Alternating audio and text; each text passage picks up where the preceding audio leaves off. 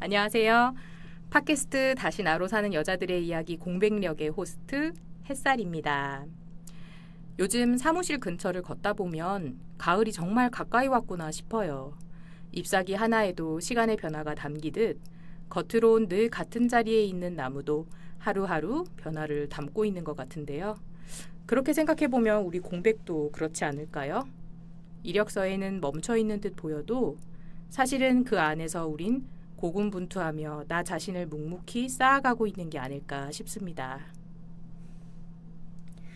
마치 파도와 바람을 견뎌 만들어진 주상절리에 새겨진 그 오랜 시간의 흔적이 지금 우리에게 감동을 주듯 공백의 시간도 그렇게 우리 안에 흔적과 이야기를 남기고 언젠가 우리를 그리고 우리를 바라보는 누군가의 마음을 울릴 날이 올 거라 기대해 봅니다.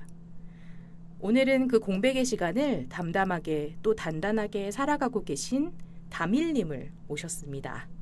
저희 한걸음랩 멤버들이 만났던 그 리부트 캠프의 알럼나이시고요. 한걸음랩의 워크숍이나 활동에도 꾸준히 함께 해주셨고 처음 만나 뵈었을 때부터 마치 자기 일처럼 아이디어와 피드백을 아낌없이 주셨던 분이에요. 다밀님은 오래도록 한 직장에서 일을 하시다가 퇴사하시면서 경력 공백의 시기를 지나오셨고 지금은 프리랜서로 새로운 길을 걸어가고 계십니다. 제가 다밀님을 모신 이유는 단순히 직업의 전환 이런 때문만은 아닙니다. 안정된 자리를 내려놓고 공백의 시간을 지나며 여전히 탐색하고 나아가고 계신 그 과정 자체가 바로 공백력이 아닐까라는 생각에 다밀님의 이야기가 너무 궁금해졌거든요. 그래서 오늘은 다밀님이 걸어온 그 길 속에서 그 공백이 어떤 의미로 다가왔는지 함께 들어보려고 합니다.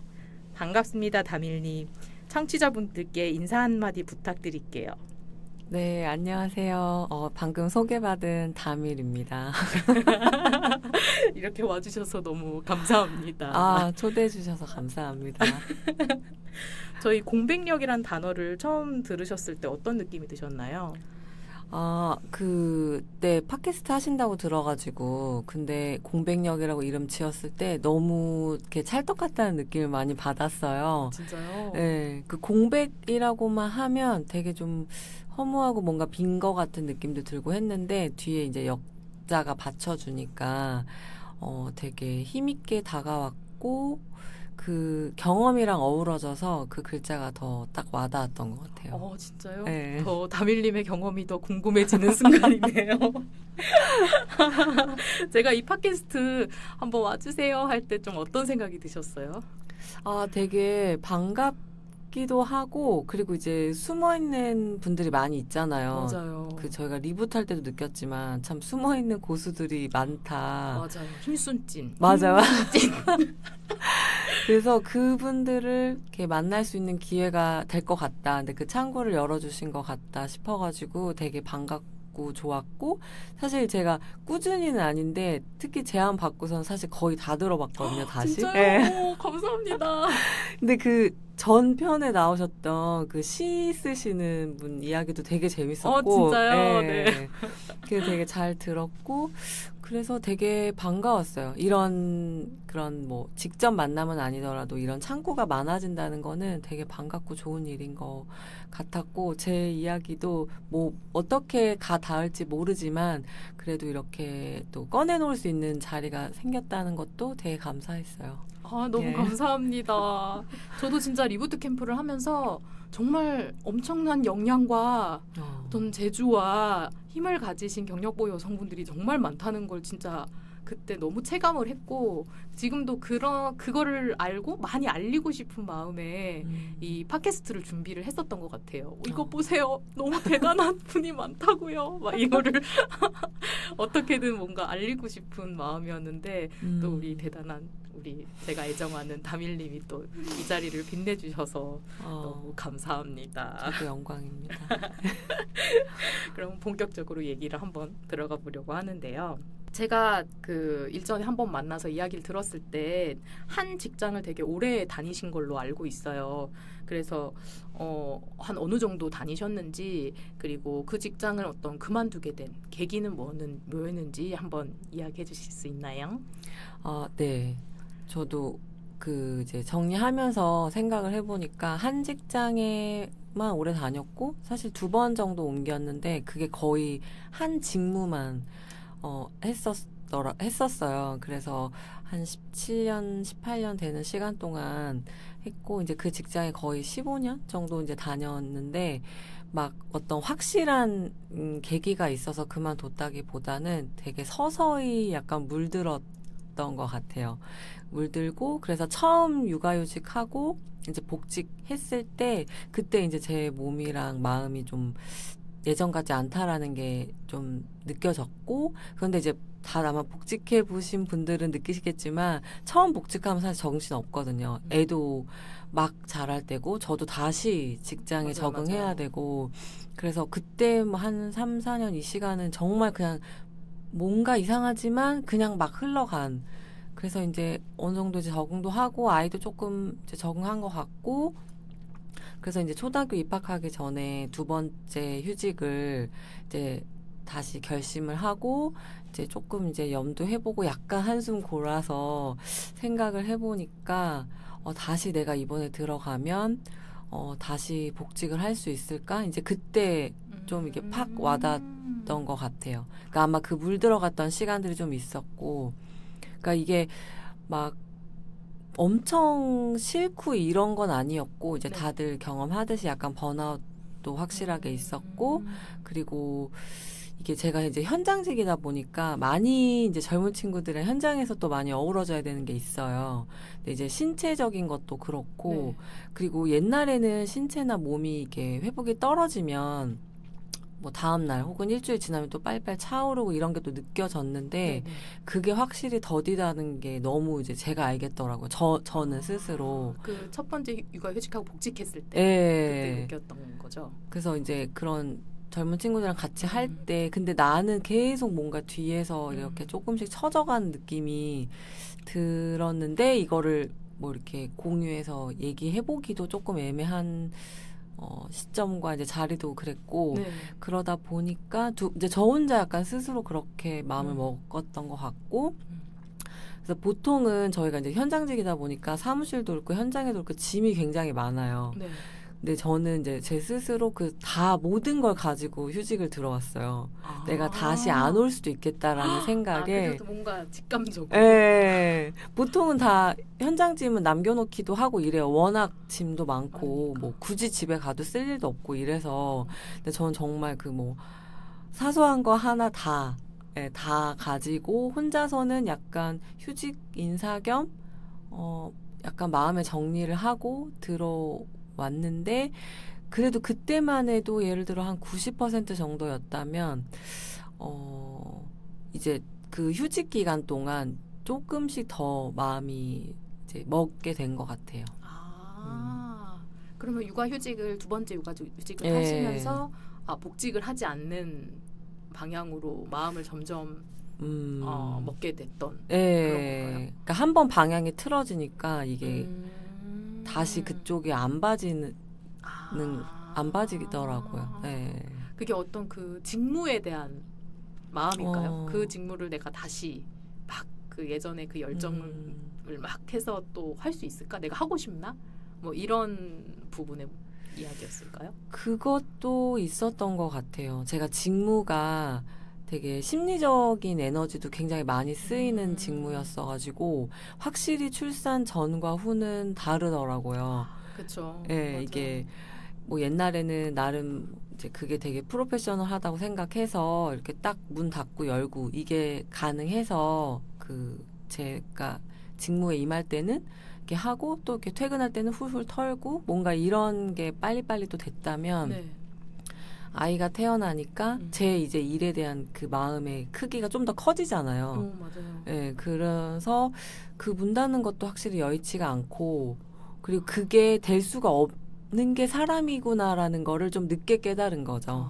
예, 아이를 낳고 보니까. 네. 그러니까 그때 그게 문 닫고 잘 됐다라고 생각했던 게 어딘가 한켠에 쌓이고 있었던 거고 그게 이제 아이가 나면서 모습을 드러냈고 거기에 이제 육아랑 여러 가지가 겹치다 보니 이제는 내가 감당하기 더 어려워지는 순간이 왔구나. 내 걸 비워야 뭔가 채울 텐데 이게 계속 채워지고만 있었구나. 라는 거를 좀 이제 깨달은 계기가 되었고, 네. 이제 몸은 당연히, 예, 근데 몸은 둘째 치고 좀 심리적인 그게 컸던 것 같아요. 그리고 네. 거기에 플러스 이제 그 조직 생활에 대한 어떤 지침도, 예, 한몫하기도 했고요. 예. 그럴 수 있었을 것 같아요. 예. 그러면 이제 회사를 그만두겠다고 주위에 알렸던 그 순간의 기분이나 상황, 어떤 그 순간의 느낌 기억나는 게 있으신가요? 사실 이제 남편이 가장 중요하니까. 맞아요. 근데 이제 남편은 제가 휴직 들어오기 전부터 이제 슬금슬금 제가 약간씩 계속 단서를 주고 얘기를 했기 때문에 예상은 했죠. 예, 했지만 그래도 그게 정말로 결심할 건지에 대해서의 간극 차이는 있었던 것 같아요. 예, 그런데 이제 저를 아니까, 제가 어떤 사람인지는 아니까, 그냥 뭐 딱히 뭐 이렇다 저렇다, 이렇게 크게 뭐 얘기 안 해주고 일단 그냥 지켜봐 줬던 것 같고, 근데 제가 느끼면서는 사회생활 할 때도 그렇고, 남자들은 좀 더 빨리 순응하는 것 같아요. 그 상황, 변화한 상황에. 예. 그리고 이제 보통 뭐 결혼 생활도 그렇고, 사회생활도 그렇고, 이 정도 살지 않나? 그러니까 이 정도 우리가 다 살고 이 정도 어렵고 행복하고 기쁘고 이런 지난한 날들을 다 겪지 않나? 라고 생각하는 정도가 남자들은 좀 더 제가 느낄 때는 얘기해보면 그냥 받아들이는? 그러니까 딱히 뭐 거기에 이렇게 변화를 해봐야겠다. 혹은 다른 것도 있을 거야. 이런 거는 개인 차이도 있지만 좀 그런 걸 느꼈는데 이제 남편도 그러니까 정확하게는 저희가 모르지만 사회생활은 오래 했으니까 둘 다. 네. 근데 그게 힘든 건 알겠는데 제가 그 직무에서 겪는 어려움 같은 건 사실 다 이해할 수가 없잖아요. 네. 그래서 그냥 이제 그래도 뭐 이제 이해해 주고 오히려 주변에서 응원은 더 많이 받았는데 이제 가장 저희 이제 엄마가 어떻게 보면 이제 네. 어려운 대상이라고 할 수 있죠. 근데 가장 또 친근하면서 그 복잡 미묘한 그게 그쵸. 있잖아요. 예. 그리고 그 시대는 어쨌든 안정된 직장이고 아이도 키웠고 이제 그러니까 어쨌든 어느 정도 이제 직장에서 자리도 잡았고 맞아요. 딱히 힘들고 어려운 게 없어 보이는데 왜 거기를 굳이 박차고 이제 와서 나오려고 하는지 맞아요. 그런데 그게 세대가 워낙 다르고 상황이 다른데 막 아무리 제가 어느 순간 처음엔 좀 설명을 하다가 어느 순간에 깨달았어요. 아 이게 대화로서는 100% 서로를 이해할 수가 없는 부분이구나. 네. 그래서 저도 좀 내려놓자. 엄마를 설득하는데 너무 스트레스를 받거나 설득하려고 하지 말고 그냥 지금도 그냥 내가 잘 사는 게 결국에는 보여주고 증명하는 것 같다. 맞아요. 그냥 이렇게 담담히 그냥 걸어가는 거 내 길. 행복해. 그러니까 그러니까 꼭 행복이 아니더라도 그냥 계속 꾸준히 시도하는 거. 그냥 그렇게 좀 마음을 먹어서 저도 지금은 편하고 딱히 지금은 그래서 뭘 막 이렇게 설명하려고 안 하는 것 같아요. 그러니까 언어적으로. 뭔가 설득해서 내가 이렇게 하는 거야. 그래서 나의 어떤 후일리 지지를 받게끔 막 끝까지 나 지금 이렇다고 막 이런 게 아니라 맞아요. 그냥 보여주면 어느 순간 동화가 되어 있는 서로에 대해. 맞아요. 저도 그런 게 있는 것 같아요. 저희 엄마도 저한테 그래서 그게 뭐 돈은 되니? 계속 저한테 뭘 찾아가는 거야? 뭘 하는 거야? 뭔가 열심히 하는 건 알겠어. 근데 뭘 하는 거야? 그럴 때 이제 저는 되게 너무 엄마랑 친밀하다 보니까 사실 그런 얘기를 들으면 한 며칠 되게 다운되더라고요. 근데 그걸 요번에 좀 근데 깨달았어요. 근데 그거를 내가 거기에 너무 영향을 받지 않고 그건 그냥 엄마의 몫이고 그냥 엄마가 할 일이 걱정이니까 자식에 대한 걱정이니까 제가 제 자식 걱정하듯이 그러니까 그건 엄마의 걱정인데 언젠간 내가 보여줄 날이 언젠간 오겠지. 그냥 난 지금을 열심히 살자라고만 저도 생각하면서 지냈거든요. 그래서 되게 뭔지 알 것 같은. 맞아요. 그럼 직장분들은 직장에서는 사실 뭐 그냥 로또가 됐냐? 아니 멀쩡하게 있다가 그리고 그런 사람도 있잖아. 예를 들어 그만둬야지. 나 뭐. 근데 저는 사실 입 밖으로 한 번도 그런 얘기 해본 적이 없어요. 그렇게 오랫동안 조직생활 하면서도 주변에서 막 저한테 뭐 나 그만둘 거야. 뭐 때려쳐야지. 막 이렇게 해도 저는 근데 원래도 뭐가 딱 결심이 쓰지 않으면 잘 얘기를 하는 스타일이 아니었거든요. 옛날 그 학창시절 때부터도. 근데 그랬던 애가 갑자기 복직을 안 하고 이제 그래서 발령지로 들으신 분도 많아요. 딱 뭐야 이거 뭐야 무슨 일이야 이렇게 전화로. 그리고 이제 진짜 친한 분들은 이제 제가 들어오면서 안 올 수도 제가 있겠구나 말은 하지 않았지만 분위기 보고 파악하신 분도 있고 그냥 그래 너다운 결정이었다 이렇게 하시는 분도 있고 그래서 약간 어떻게 보면 나중에 이제 무슨 일이 있었는지 혹은 보통 로또가 됐는지 뭐 남편이 다 뭐 오케이 해? 뭐 다 아니면 이제 여행을 좋아하니까 해외가 그러니까 이민가 뭐 이렇게 추측들을 많이 하셨죠. 그러면 다밀님은 어떻게 생각하세요? 이 퇴사의 결정이 나다운 결정이었다라고 생각하세요? 저도 그래서 오히려 피드백을 듣고 나서는 내가 참 그러니까 이게 잘 얘기를 안 하는 스타일이구나. 안 하는 스타일이고 참 곁을 쉽게 주는 스타일은 또 아니구나 확실히. 그렇게 오랫동안 했음에도 그러니까 뭐 힘들다 이런 얘기조차도 회사에서 사실 많이 안 해봤던 것 같아요. 그게 지금은 전혀 잘했거나 자랑이라고 생각하진 않아요. 그런데 참 그런 얘기도 많이 안 해서 이렇게 피드백을 많이 들었고 그게 지금 생각해보면 그게 나였다. 그러니까 나답다기보단 나였구나.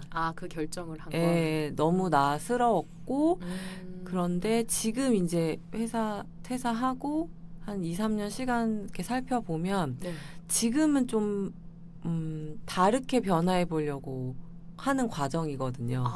그래서 지금이면 뭐 같은 결정이었지만 다르게 대처를 했을 수도 있겠다는 생각이 그 상황에 다시 돌아간다면 드는 지금 시점이기는 해요. 뭐 또 똑같을 수도 있지만 근데 참 그게 나였고 나스러웠구나. 그런 생각을 해요. 그러면 저 지금 이제 자연스럽게 그러면 달라진 이 2, 3년의 시간에 대해서 한번 여쭤보고 싶은데요. 그러면 이제 딱 이제 그만두기로 딱 하고 내가 이제 꼭 지금 회사를 가지 않아도 되는 그런 시간이 딱 시작되었을 때 그때 그 첫날의 순간이 기억이 나세요? 네. 근데 사실 루틴은 저는 큰 변화는 없었어요. 왜냐하면 휴직을 했다가 그 사직서를 제출한 다음날 눈을 뜬 거라 뭐 항상 아이 케어하고 제 루틴은 변하지 않았는데 약간 내가 이제 진짜 소속이 없어졌고 그래도 휴직 기간 동안은 그래도 몸담은 곳이 있었던 거잖아요. 맞아요. 근데 정말 이제 소속이 없어졌고 뭐 보험 이런 것도 다 없어진 거고 맞아요. 정말 맨몸으로 내가 사회에 정말 이제 갓난아이 같은 심정으로 이렇게 던져졌구나. 약간 그래서 불안감도 조금 들었고 덜컥 내가 진짜 결정을 했네. 그래서 덜컥 들었고 또 약간 새로운 느낌. 진짜 내가 이제는 이렇게 가방에 맨 배낭이 없어졌으니까 새롭게 뭔가 출발해 볼 수 있구나. 약간 프레시한 느낌도 동시에 들었고 그리고 되게 다양한 감정이 들었어요. 그래서 사실 그 사직서 제출하고는 약간 울기도 눈물이 나더라고요. 맞아요. 올해도 계셨고 그 직장에서 또 그리고 그 직무는 사실 이 조직을 떠나서는 다시 할 수 있는 일은 아니고 그 일에 대한 애정은 남아있었던 부분도 있어서 되게 눈물도 나고 되게 복잡했어요. 그리고 그때 내가 어쨌든 그래도 거의 한 40년 정도를 살았는데도 그렇게 그리고 심리적인 분야에서 많이 일을 했음에도 이 인간의 감정이라는 거를 말로 표현해내기가 이렇게 어렵구나 싶을 정도의 되게 다양한 복잡한 감정들을 며칠 동안 갖고 느꼈던 것 같아요. 그러고 뭔가 내가 뭔가를 했던 그런 기억이 있어요. 그러니까 그런 이런 마음을 가지고 뭔가 좀 좋았던 부분도 있고 조금 눈물도 나고 좀 소속감이 어디 있나 이런 생각도 들면서 좀 했던 거.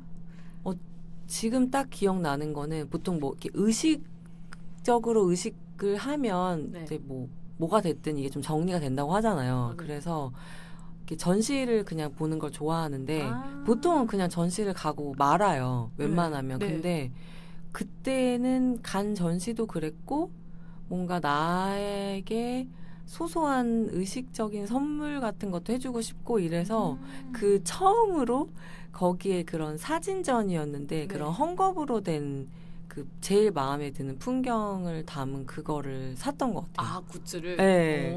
그래서 지금도 그 저 방 문에 그게 이제 걸려 있어요.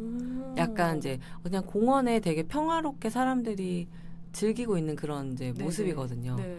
그런데 처음으로 정말 사봤고 그냥 그걸 걸어두고 볼 때마다 그때 생각이나 내가 진짜 이 회사를 박차고 나왔구나. 그런 어떤 상징성? 네, 뭐 그런 것 같아요. 네. 그러시구나. 그걸 볼 때마다 좀 떠오를 것 같아요. 그때의 나의 기분?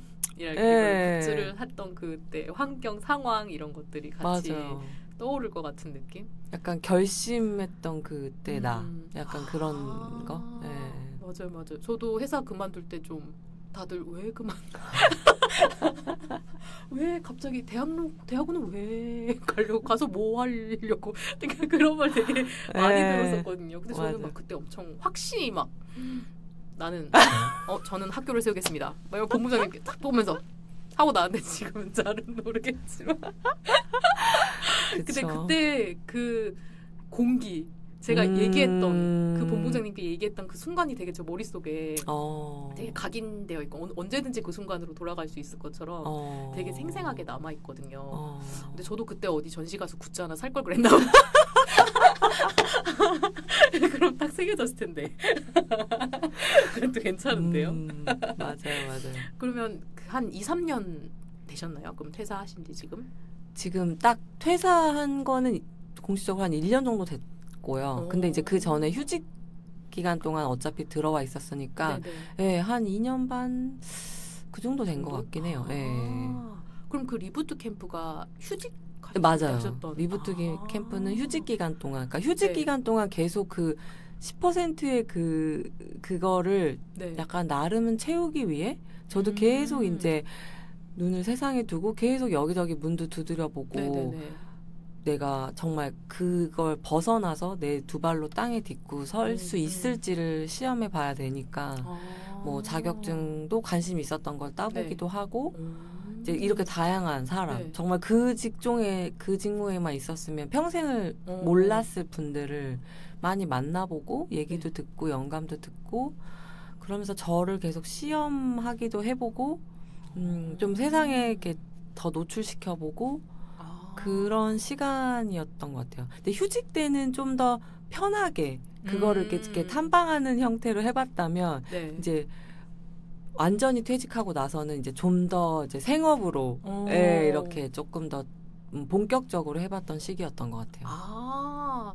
그러면 휴직하고, 그러니까 퇴사를 하고 생업으로 했던 건 뭔가 더 이렇게 했던 건 뭐 어떤 이제 건가요? 그때 그 회사에는 소속이 있기 때문에 정식적으로 뭐 아르바이트여도 이거를 해볼 수가 없잖아요. 그죠. 네, 맞아요, 그냥 맞아요. 일단 이렇게 교육을 듣거나 뭐 사람을 만나고 자격증을 따고 이런 건 가능한데 이제 뭔가 인풋을 했으면 아웃풋을 해봐야 되잖아요. 맞아, 언제까지 맞아. 계속 교육만 듣고 사람만 만날 수는 없으니까. 맞아요. 그래서 이제 아르바이트라도 뭐라도 해보자. 이제 그래서 조금 뭐 소소하게 계속 그렇게 본격 퇴사하고 나서는 좀 더 그런 걸 알아봤면서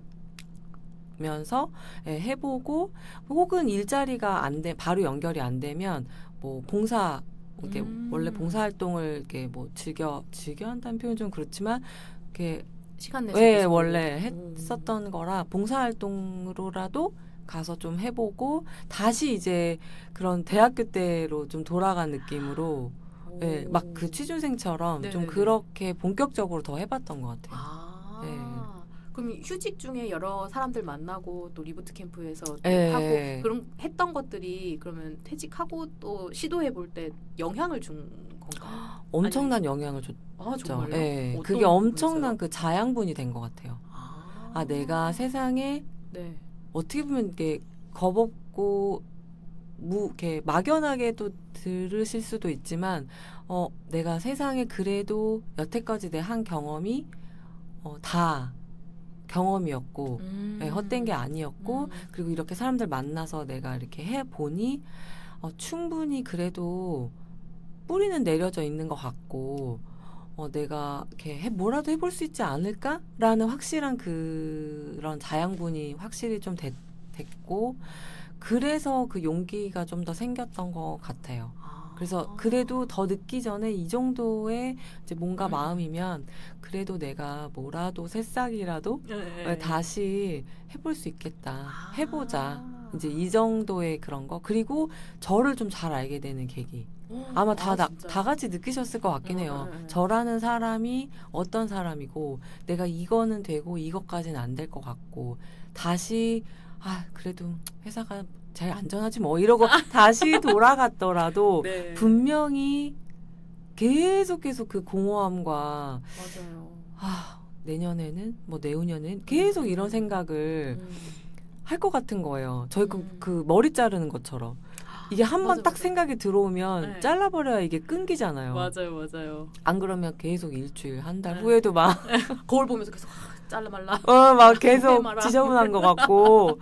맞아요. 그래서 어차피 그럴 거면 딱 결심이 섰고 더 한 살이라도 더 젊을 때. 예, 그래서 굉장한 자양분이 돼서 그게 많이 동력이 됐죠. 네. 그럼 그때 받은 동력으로 그 씨앗을 네? 어떤 땅에다 뿌리신 거예요? 어떤 땅에 뿌려보고 싶다. 이런 게 어떻게 어디였던 맞아요. 건가요? 그게 이제 그러니까 비유하자면 씨앗을 예를 들어 2-3개 정도 이제 딱 품었던 것 같고 이제 그래서 이렇게 뭘 해야지 이제 고르고 있다가 네네네. 뭘 할 수 있지 고르고 있다가 네. 그 중에 하나가 이제 자연스럽게 통역 일이었던 것 같아요. 이제 회사에 있을 때도 이제 제 분야가 외국에서 들여온 프로그램 뭐 이런 거다 보니까 뭐 이렇게 해외 그런 뭐 전문가들 초청한다거나 워크숍을 한다거나 이럴 때 소소하게 통역을 했었어요. 근데 그때는 전담 통역이 아니니까 부담도 사실 덜했고 네. 근데 하면서 이것도 나름 매력 있는 일이다. 나중에 내가 은퇴를 하면 소소하게 해볼 수 있지 않을까라고 막연하게 생각했던 것 중에 하나였거든요. 그래서 근데 이제 알바로 통역 자리가 뭐 이렇게 소소하게 이렇게 많이 뜨더라고요. 근데 저는 이제 영어랑 일어는 워낙 잘하시는 분들이 많고 다양해서 내가 이 나이에 이게 가능할까? 막 이랬는데 근데 저는 좀 그러함에도 뭐 그래도 해보는 스타일이에요. 예, 안 하면 아무 일도 일어나지 않으니까 예, 뭐라도 던져놔보고 씨앗도 일단 던져놔보고 어디에 싹이 틀지 모르니까 맞아. 그래서 이제 그 집어든 씨앗이 통역이었고 그래서 이렇게 던졌는데 이렇게 되더라고요. 예. 그냥 이렇게 뭐 이렇게 하나를 던져서 된 게 아니라 그냥 이렇게 했더니 어떻게 또 이게 된 거예요. 연이 계속 이어지고 또 계속 부탁이 들어오거나 아니면 제가 또 내보거나 그러면서 하니까 또 나름 재밌네. 그러니까 아직도 뭐 얼마 안 돼서 그럴 수도 있어요. 아직 1년 차라. 그러니까 그거로서는 1년 차라. 아직 그럴 수는 있는데 충분히 그래도 내가 몇 년간은 이거 일도 가능하겠다. 물론 이제 공부는 계속 해야 되지만 그런 좀 생각이 지금 이제 드는 시점인 것 같아요. 그렇구나. 네. 그럼 씨앗 뿌린 여러 곳 중에 지금 이거 하나 지금 하나가 딱 너무 괜찮다.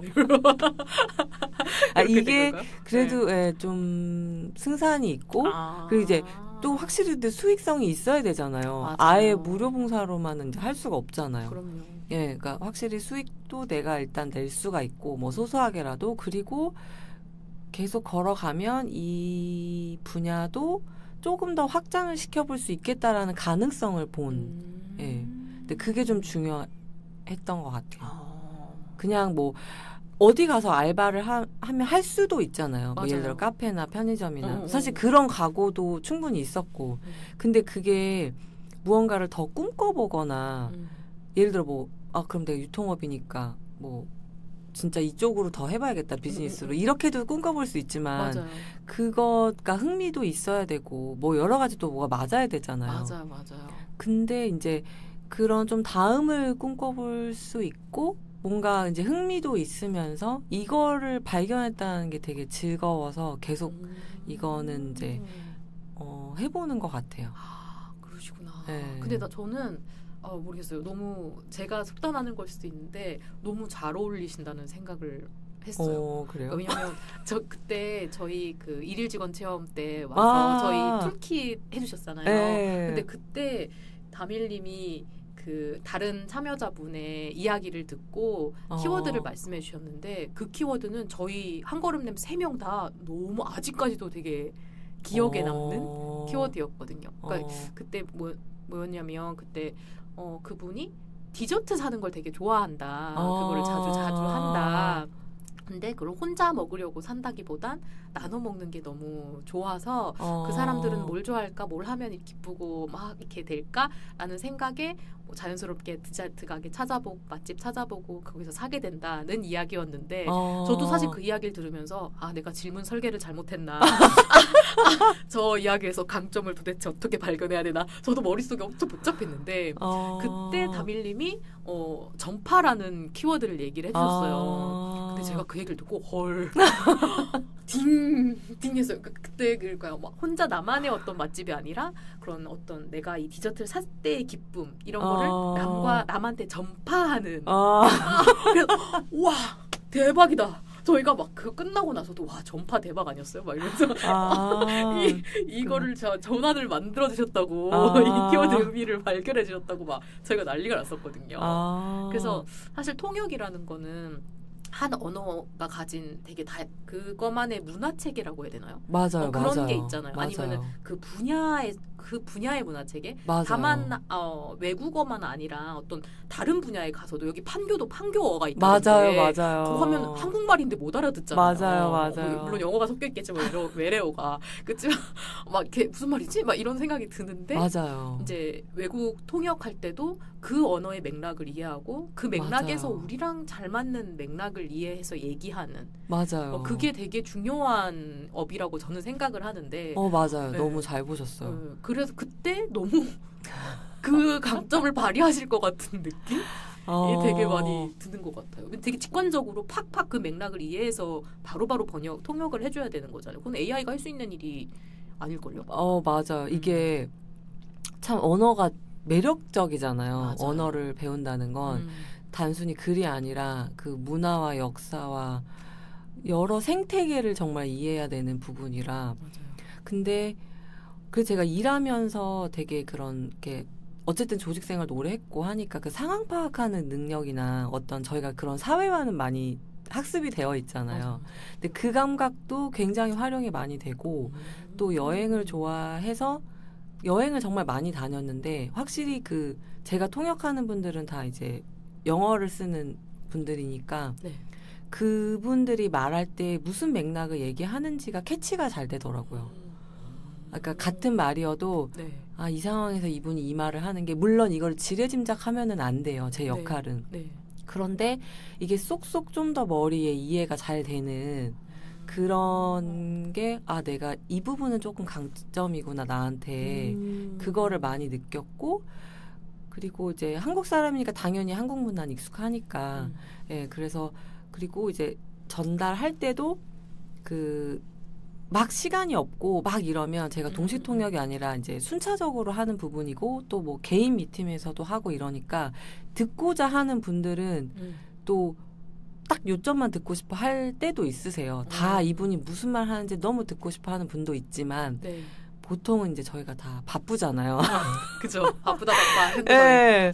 그러니까 이제 뭐랄까 딱 맥락만 짚어주길 바라시는 분도 있는데 그 포인트도 이렇게 딱딱 요약이 저희 이제 문서 많이 쓰고 또 보고 들어가면 또 빨리빨리 해줘야 되는 게 있잖아요. 맞아요. 한국 사람들도 또 이렇게 딱 요점만 듣고 싶어하는 경우도 맞아요. 있고, 그러니까 그런 것도 딱 축약하는 것도 조금은 이제 용이하고, 네, 그리고 확실히 그 언어가 가진 감정, 네. 감성, 어떤 문화적인 맥락이 이해가 좀 빨리 되는 게 강점인 것 같긴 해요.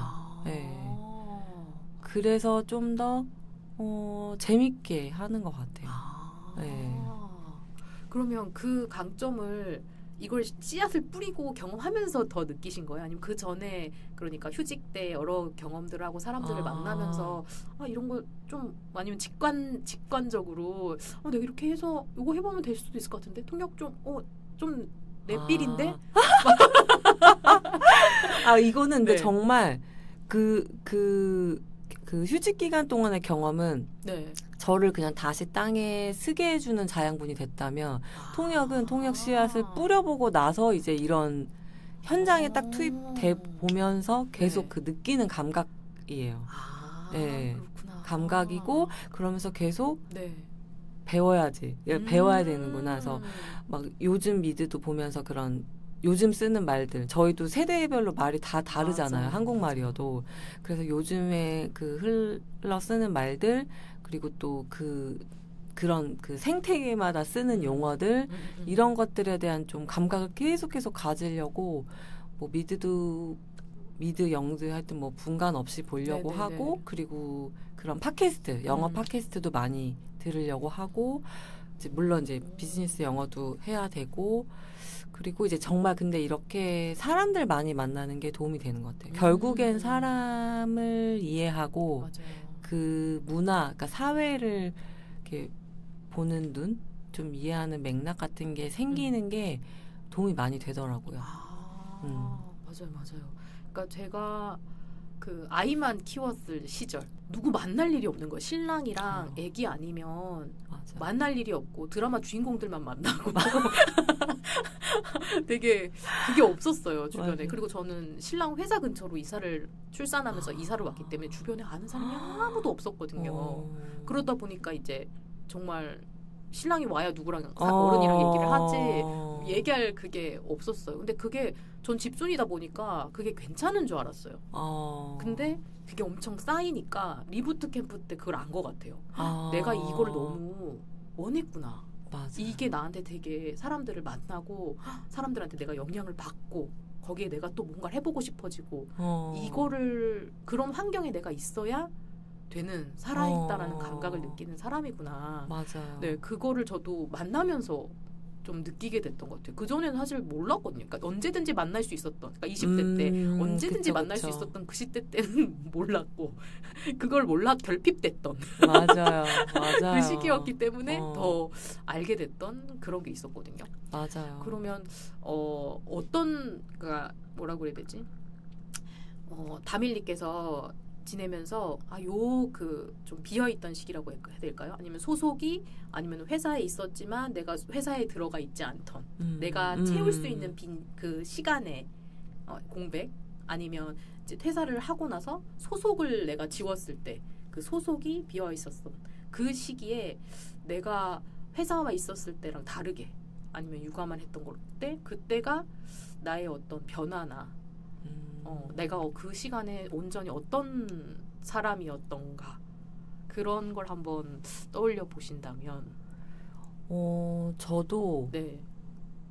되게 그 짧지만 저로 살아온 시간이 이미 많이 지나 있는 상태잖아요. 보통 저희가 30대 후반 막 이랬었으니까 그래서 저에 대해서 많이 배웠던 시기 같아요.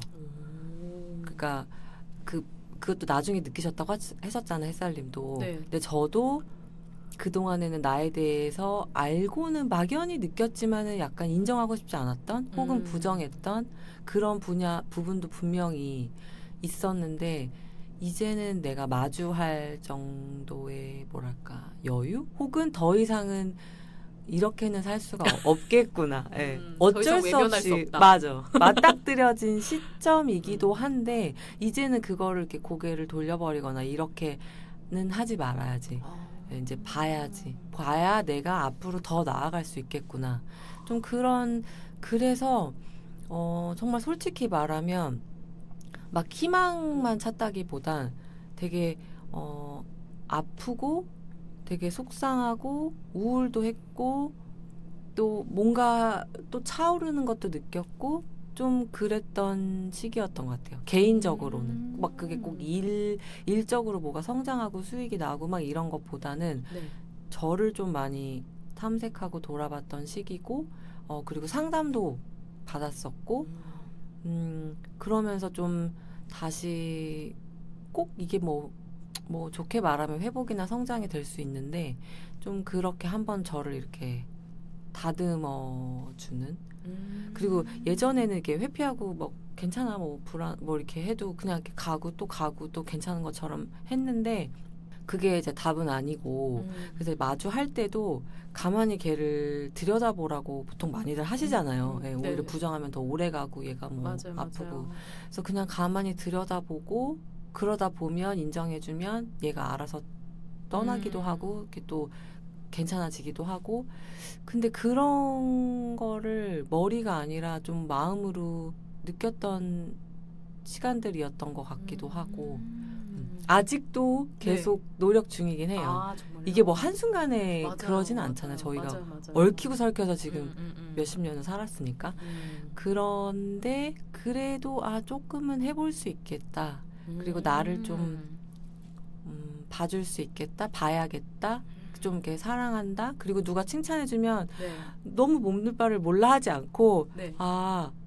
어떤 건 이제 받아들이고 그렇지 맞아 이렇게 좀 그렇네요 라고 좀 이렇게 받아들이고 네. 수용하고 상대에 대한 그런 것도 더 그러니까 보게 되고 예, 좀 계속 그렇게 하는 시간들이어서 좀 의미가 있었던 것 같아요. 근데 저도 그게 어떤 느낌인지 알 것 같아요. 저도 지금 이걸 할 때 저도 되게 불안할 때가 있는데 전 주로 어떻게 하냐면 챗GPT한테 너는 나의 불안이야. 그리고 이제 나의 불안은 이건데 네가 내 안에 있는 불안이라고 생각하고 나랑 대화를 해보자.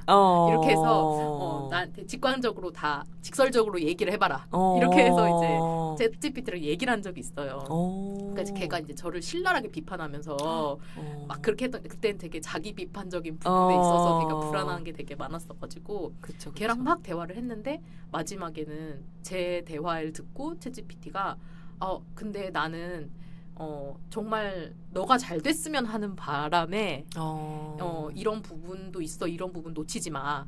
라고 얘기하고 싶었던 거야. 하고 챗GPT가 이렇게 얘기를 해주는데 제가 그걸 보고 나는 내 불안이 나를 괴롭히고 나를 막고 못하게 하는 애이라고만 생각했는데 물론 그런 부분도 있지만 결국에 나도 내가 잘하고 싶고 내가 이런 부분을 놓치지 않았으면 좋겠고 하는 그냥 그게 온전히 나라서 나를 아끼는 마음에 그 불안이 또 나에게 얘기를 했던 것 같다. 그런 생각도 하게 되더라고요. 맞아요. 네, 그래서 그게 좀 저도 공백의 시간을 가지면서 정말 자아성찰을 많이 했거든요. 매일 밤마다 오늘 밤뿐만이 아니라 오늘도 애기 등원시키고 내가 또 그 말은 안 했어야 되는데 그런 맞아요. 반성을 되게 많이 하는데 그거를 저한테로 되게 성찰로 많이 좀 이렇게 좀 시켰던 것 같은. 근데 그렇게 하면서 그러니까 그 한 행동에 대해서도 후회하고 나를 그러니까 두 번 어떻게 보면 죽이는 거잖아요. 그렇게 하면서 계속 또 늪에 빠지고. 맞아요. 근데 또 이제 누가 얘기해 주시기를 그러니까 우리가 다 사람이니까 그러니까 이제 그 두 번째 주는 화살을 너무 그렇게 물론 한 번은 안 되고 당연히 엄마니까 더 그게 큰데 그럴 수 있다. 그러니까 그럴 수 있고 내가 나를 이렇게 꺼내서 예를 들어 뭐 내가 아끼는 지인이나 내 동생이라고 나를 객관화해서 보면 충분히 칭찬해 줄 것도 많고 위로해 주고 싶은 것도 많은데 너무 우리가 자신한테 좀 혹독한 게 있잖아요. 객관화해서 보기도 봤다가도 또 확 못 보기도 하고 맞아요. 그래서 그렇게 많이 좀 보려고 해서 쉽지는 않은데 두 번째 그렇게 자책할 때 그래 너도 힘들었잖아. 너도 한다고 한 거잖아. 그러니까 진짜 내가 나쁘게 굴어야지 이렇게 굴려고 한 게 아니라 그러니까 맞아요. 이렇게 하려고 한 거니까 그래. 그리고 다음에 이제 아이 봤을 때 좀 더 뭐 잘해주거나 맞아요, 내가 맞아요. 해줄 수 있을 때 해주거나 약간 이러면서 조금 더 나도 좀 보듬어주고 나를 좀 달래는 그러한 연습을 많이 하려고 하는 것 같아요.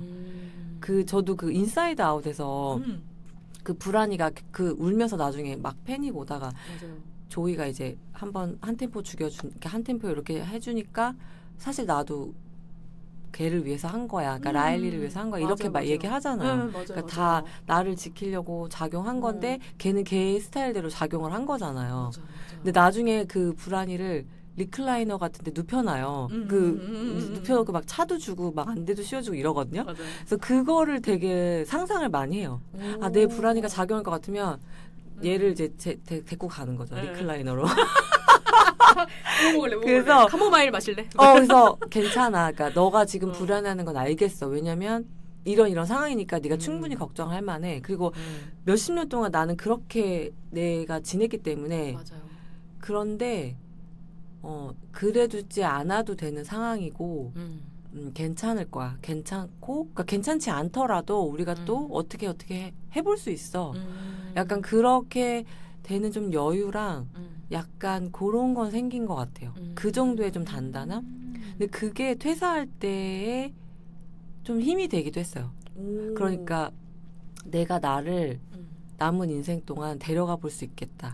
그러니까 내 불안을 그리고 나를 이렇게 저렇게 뭐 지지고 볶고 알콩달콩 하면서 그 정도의 내가 좀 내면은 담담해진 것 같다.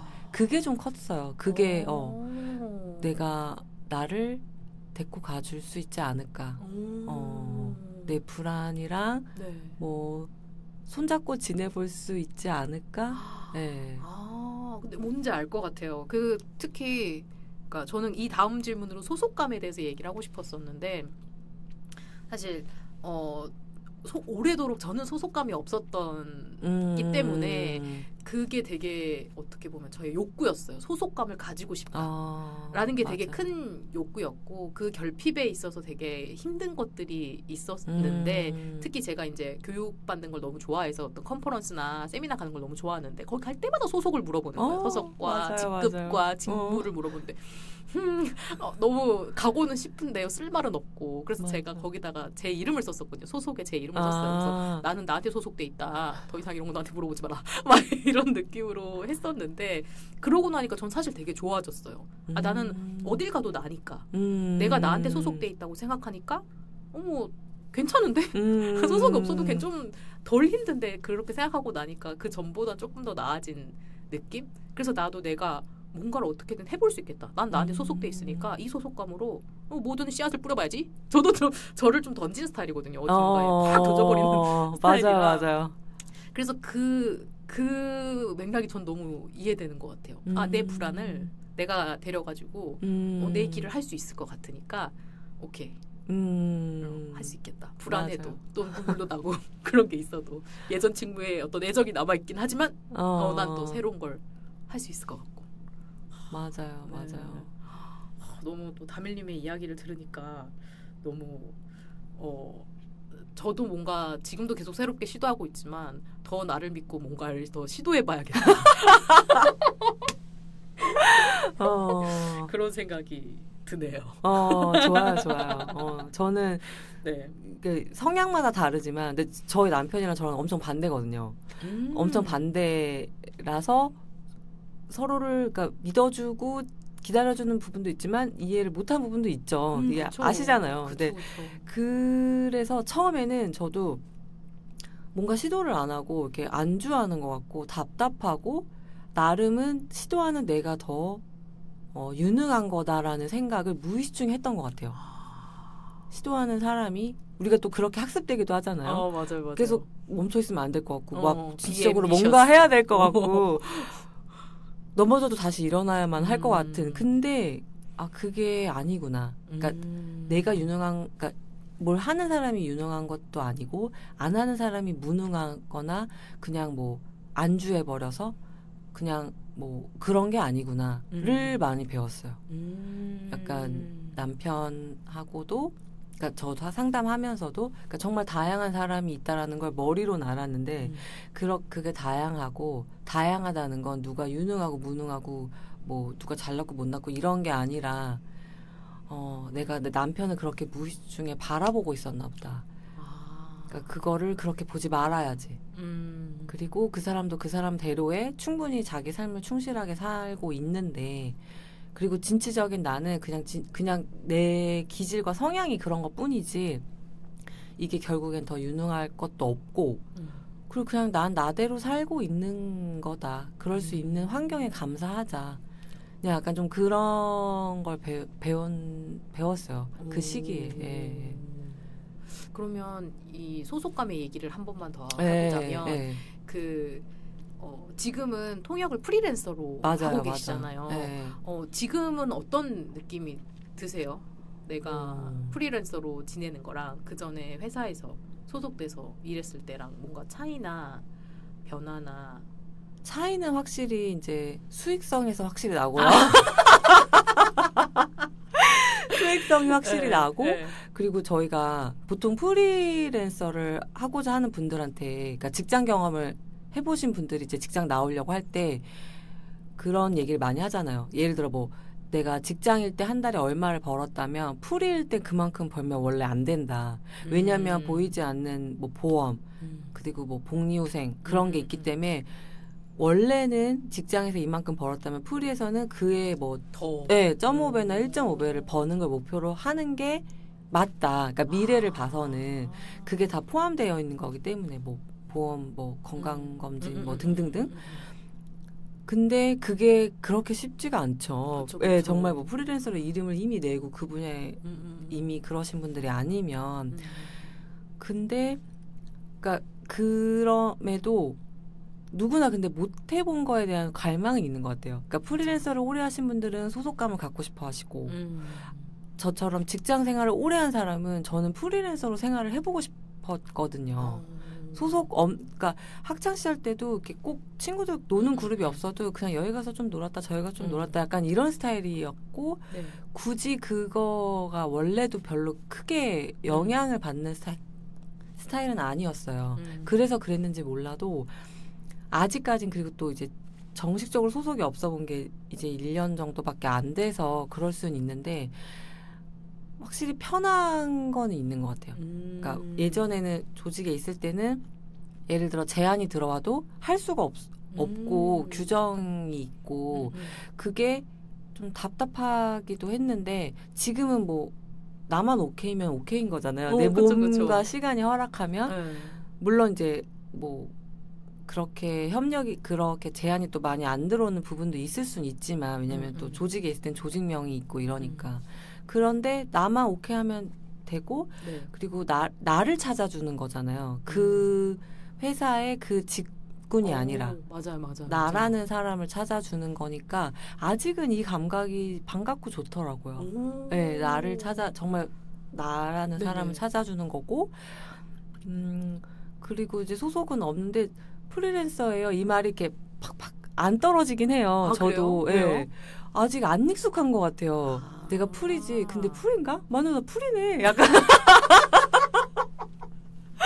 저 프리랜서예요. 이 말이 되게 아마 다 느끼실 수도 있는데 직장생활 오래 한 사람한테는 일종의 약간 로망도 있고 그래요? 네, 로망 겸 되게 자유로워 보이면서도 프리랜서는 생활은 어떨까? 약간 또 이런 게 있거든요. 마치 고등학생들이 대학 가면 어떨까? 이런 것처럼 그냥 안 해본 거에 대한 맞아. 뭐 유학 가면 어떨까? 뭐 이런 것처럼 그래서 지금은 아직은 즐기는 타이밍인 것 같아요. 이제 정말 얼마 안 됐으니까. 나중에 또 뭐 5년, 10년 후 되면 아, 소속이 갖고 싶어요. 이럴 수 있어요. 근데 맞아요. 아직은 그 좀 자유로움이 주는 거, 나를 찾아주는 거, 그게 아직은 좋고 또 뭐 물론 이제 억울하고 뭐 진짜 뭐 보험 처리를 해야 되거나 이런 일들이 생기면 또 다를 수 있죠, 현실적으로. 그런데 아직은 좀 괜찮은 것 같은. 그럼 이 통역 관련해서 좀 지향하는 더 해보고 싶은 그런 부분이 또 있으세요? 그게 슬금슬금 생기더라고요. 네, 처음에는 일단 통역 일이고 막 이제 일이 떨어졌는데 막 적응하고 또 막 익혀야 되고, 그리고 옛날에 회사 했을 때랑 다르게 정말 통역사로 가는 거잖아요. 돈을 받고. 네. 옛날에야 뭐 내 이 직무에서 통역을 했기 때문에 좀 더 마음이 편했다면 뭔가 더 실수하면 안 될 것 같고 이런 부담감이 확실히 더 있긴 한데, 근데 이제 약간 조금 적응이 되고 이제 약간 숨고르기가 되다 보니까 통역 일의 어떤 전문적인 분야의 통역을 좀 해보고 싶더라고요. 이게 또 분야가 워낙 다양해서. 네네. 그래서 그 내년에는 조금 더 본격적으로 그 공부랑 그쪽으로 조금 가보려고 생각 중이에요. 그럼 그 분야에 대한 공부와 예, 통역 공부. 예, 좀 그쪽으로 갈 수 있는 계속 그 네. 방향성을 이제 그쪽에다 두고 내년에는 이제 그쪽으로 좀 더 본격적으로 걸어가 봐야겠다. 예. 그런 또 목표가 생겼네요. 오, 너무 기대되는데요. 앞으로의 또 다밀님이 걸어가실 길이. 어떻게 될지 모르지만 근데 또 이게 저희 다 경험해봐서 알지만 꼭 그 길로 안 가더라도 걸어가고 있으면 뭔가 또 가지가 나오잖아요. 맞아요. 맞아요. 그래서 그냥 이제 내년에 또 가보려고요. 그렇게. 너무 응원합니다. 그 길을. 네. 그러면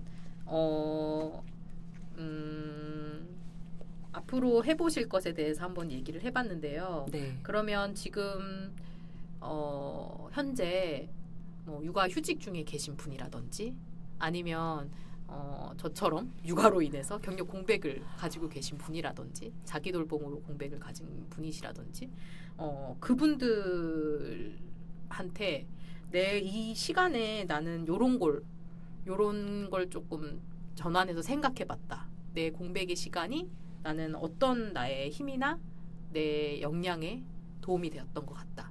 라고 생각하시는 어떤 다밀님만의 관점이나 다밀님이 생각하는 자기의 공백력에 대해서 한번 정리를 해주신다면. 저는 아까도랑 약간 겹치는 부분인데 네. 제가 그런 성향이라서 그런지 모르겠는데 저는 자기 탐색에 그거가 많았던 것 같아요. 그게 결국에는 나를 지탱해주는 힘이고 또 이제 지금은 어쩔 수가 없잖아요. 뭐가 기회가 주어져야 내가 뭐라도 해볼 수 있는 건데 아이를 키워야 되거나 혹은 뭐 일을 하고 싶어도 자리가 나야 되는 거니까. 맞아요. 근데 그게 약간 그냥 아무것도 안 하고 그냥 주저앉아 있는 느낌이 들어요. 분명히 이거는 뭐 주변에서 아무리 뭐라고 얘기해줘도. 맞아요. 그런데 저는 충분히 아파해도 괜찮은 것 같고 그런 기분을 느껴도 괜찮은 것 같아요. 근데 분명히 또 다시 활동해 볼 수 있는 시기가 와요. 내가 그 끝만 놓치지 않고 내가 계속 뭔가를 한다면. 근데 그 시기가 왔을 때 그때 잘 걸으면 되거든요. 저는 그렇게 생각해요. 근데 그러려면 이 시간을 그냥 부정하거나 계속 그냥 없는 것처럼 이 시간이 없고 그런 것처럼 행동하기보다는 충분히 그때 느끼는 어떤 여러 가지 감정 혹은 생각들을 잘 겪고 잘 겪고 잘 또 지난다고 해야 되나? 잘 그냥 그 속에 있어 보면 어떤 분명히 그 재도약할 시기가 왔을 때 오히려 더 가뿐하게 전과는 다른게 다른 나로 한 발 디딜 수 있다.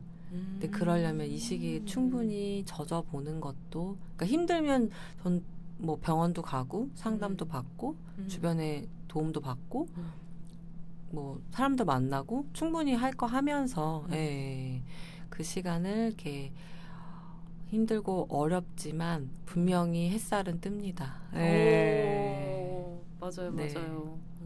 맞아요. 내가 안 멈추는 게 제일 그런 것 같아요. 그러니까 뭐 꼭 뭘 행동하고 뭐 나가서 뛰고 뭘 이렇게 해보라 이게 아니라 맞아요. 내가 계속 나를 포기하지 않고 예, 계속 이렇게 의지가 있다면 예, 어떻게든 이게 햇살은 오는 것 같아요. 맞아요. 그런 것 같아요. 저도 제가 드라마 보는 걸 굉장히 좋아하는데 게임하는 거나 드라마 보는 걸 굉장히 좋아하는데 그때 둘째가 어린이집 가고 왜냐면 둘째가 어린이집 가기 전까지는 거의 기억이 없어요. 그냥 제 어떻게 살았는지 제 기억에 남아있는 게 없어요. 그냥 그때 내가 해야 될 일들을 처리하며 살았던 거 보니까 그 딱 아기가 어린이집에 적응해서 온전히 가고 내 시간이 드디어 생겼을 때 그때부터 기억이 나거든요. 맞아요. 이게 진짜. 네. 근데 그때부터 한 몇 달 동안 드라마만 보고 게임하고 막 제가 할 수 있는 건 그냥 다 그 시간에 막 놀아야 돼 이러고 막 놀았었던 것 같아요. 근데 그게 저는 그렇게 했던 제 자신이 되게 싫었을 때가 있었어요. 그때 드디어 내 시간 생겼는데 뭐 좀 생산적인 걸 좀 해야 될 것 같은데 난 너무 소비만 하고 있는 것 같다. 근데 그렇다고 생산적인 걸 만들 힘은 또 없고 맞아요. 막 그래서 나는 다시 못할 것 같은 그런 압박감이라고 해야 되나요? 그런 늪에 계속 빠지는 느낌이 사실 되게 많이 들었는데 그거는 예전에 저희 전전화에 나왔던 분이 얘기해 주셨던 이야기가 전 제일 잘 맞았던 것 같아요. 그 젖은 성냥은 불이 붙지 않는다. 그 말이 저는 그때 내가 되게 그냥 젖어 있었기 때문에 그 젖은 종이가 이렇게 푹 내려가서 붙어 있듯이 내가 아직 말라서 막 날아갈 수 없으니까 그냥 그 시간이 나한테 필요했던 시간이었다라고 생각하니까 그래 나는 그 시간에 어떤 늪 같은 시간을 온전히 보냈구나. 맞아요. 네, 그렇게만 해도 그냥 있는 그대로의 나를 받아들이는 기분이어서 맞아요. 지금처럼 뭔가 다시 저희 팀원분들이랑 뭔가를 하는데 뭐가 잘 안 될 때도 그래 할 수 있어 다시 하는 거야. 난 이게 지금 어쨌든 그때에 비하면 나와 있으니까 어쨌든 맞아요. 난 계속 변하고 있어. 맞아요.